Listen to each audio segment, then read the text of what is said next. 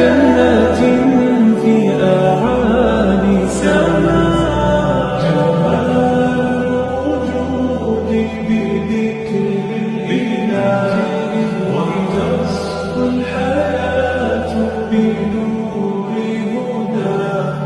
جمال الوجود بذكر الإله وتصفو الحياة بنور هدى.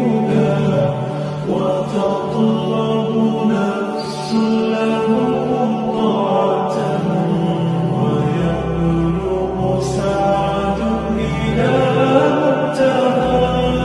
فؤاد شغوف إلى